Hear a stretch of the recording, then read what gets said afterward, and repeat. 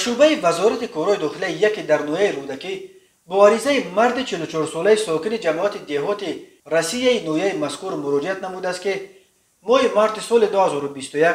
شخصان نامعلوم بارای پنهانی از جای مال نگهداریش واقع در جماعت دهات اسنبوی امین نویه 3 عدد پلیته های بتونی 6 متره را دزدیده از جای حادثه غیب زدن ضرری رسانیده شده 30,000 سومونی را تشکیل میدهد. هنگام گذرانیدن چاره‌بینی‌های اپراتیوی جستجویی از جانب کارمندان میلیشیا مردان 30 و 31 ساله ساکنان شهر دوشنبه و نویه رودکی با گمان صادر نمودن جنایت دزدی دستگیر کرده شدند. به شعبه وزارت کورای داخلی یک در نویه شامنصور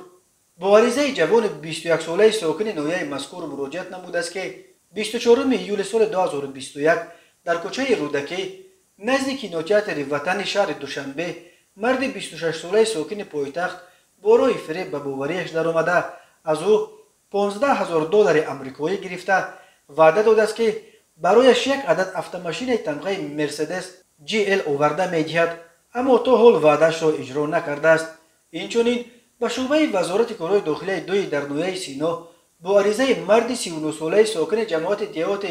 سر کشتی نویه رودکی مراجعت نموده است که 19 ایون سال 2021 در نزد افتوکزل شهر دوشنبه مرد 45 ساله ساکن نویه حمدانی با همراهی پیش دستگیر شده مرد 36 ساله ساکن جماعت دهات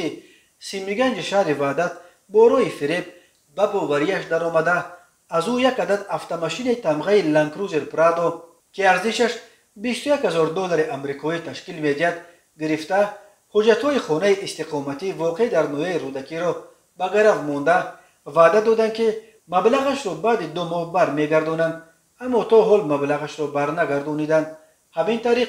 آنها با همین راه 19 ایون سال 2021 در نزد افتوکزل شهر دوشنبه به باوری جوان 25 ساله ساکن نویه رودکی درآمده از او 2 عدد автомاشین تمغه لکسوس و مرسدس بنز را گرفته حجت‌های 3 خانه استقامتی 2 حجرگی واقع در نویه رودکی را به گرفت مانده وعده دادند که مبلغش را بعد 3 ماه برمیگردانند، اما تا حال مبلغش را برنگردانیدند. روز 1 نوامبر سال 2021 در کیلومتر 474 شورای دوشنبه روشن خاروخ در موضع دهه شپت جماعت دهات مومنشو عبدالواسیف سابق شدز نویه روشن ولایت مختار کوهستان بدخشان یک ماشین تمغه تویوتا که متعلق به نیروگاه روغون بوده است با سبب‌های نامعلوم به دریای پنج سر و زیر گردیده است. کمیته حالت‌های فوق‌العاده تاجیکستان خبر داد که در نتیجه این صدمه راننده با 3 مسافرش به هلاکت رسیدند. 2 نفر از هلاک شدگان ساکنان نویه روشقله و 1 نفر دیگر از نویه یاوان بودند.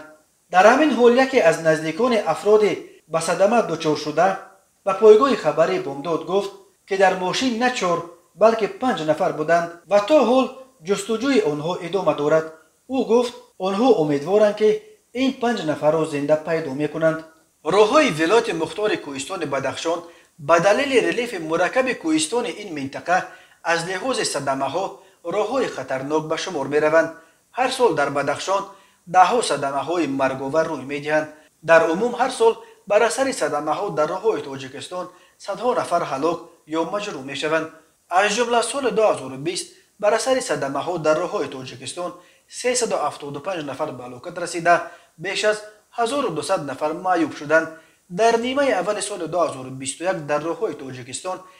151 نفر در صدمه های نقلیاتی جان باختند.